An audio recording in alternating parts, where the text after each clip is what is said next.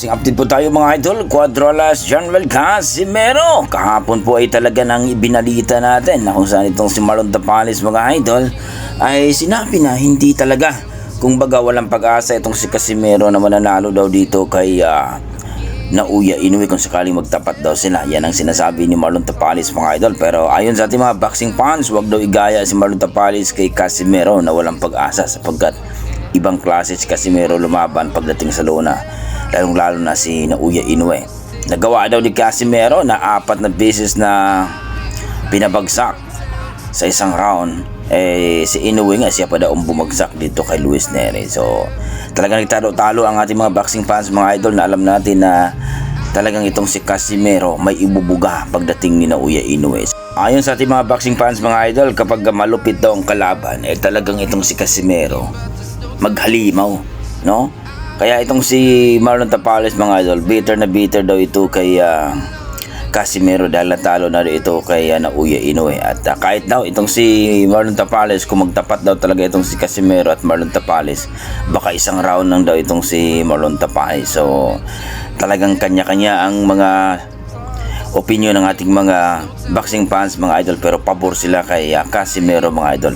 Nag-iisang boksingero lang daw talaga makatalo kay Naoya Inoue, or posibleng makatalo kay Naoya Inoue itong si Casimero mga idol, ayon dito kay Jerry Peñalosa. Dahil itong si Casimero kaya daw na magipag-engage daw talaga. Gaya ng sinabi natin mga idol noong nakaraan, ay kapag sumabay itong si Nery ay talagang TKO ang abutin. Ganon din itong si Naoya Inoue mga idol, dahil nasa harapan lang to ni Casimero pag lumaban sila. Kaya mag-iingat daw itong si Naoya Inoue sa lip hook ni Casimero. Marami na daw na biktima dito sa lip hook ni Casimero mga idol, kaya sigurado baka gagapang at TKO ang abutin ni Naoya Inoue kung magkasagupa sila. So talagang mas maganda daw na ilaban daw itong si Naoya Inoue dito kay Casimero.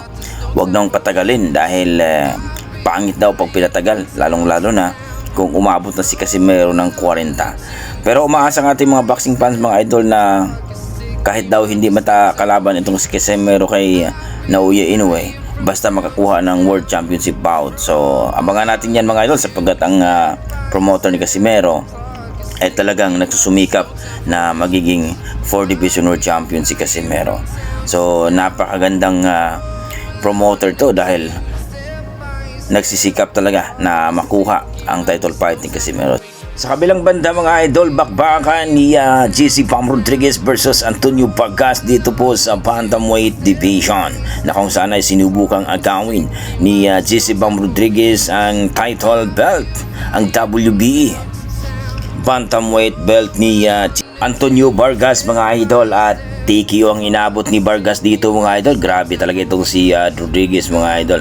So 6 rounds lang po ang inabot ni Antonio Vargas mga idol, at talagang kumpirmado na official 3 Division World Champion na po itong si GC Pam Rodriguez mga idol. So grabe ang ginawa dito mga idol, talagang malupit. So kakaakyat lang pero panalo agad itong si GC Pam Rodriguez, no? Hindi man lang pinagpawisan. Grabe. So ito yung sinasabi natin mga idol na inaabangan din ni Naoya Inoue na makalaban ni Naoya Inoue. Pero ayon kay GC Pam Rodriguez ay makipag-unified pa ito sa kapatid ni Naoya Inoue, itong si Takuma Inoue.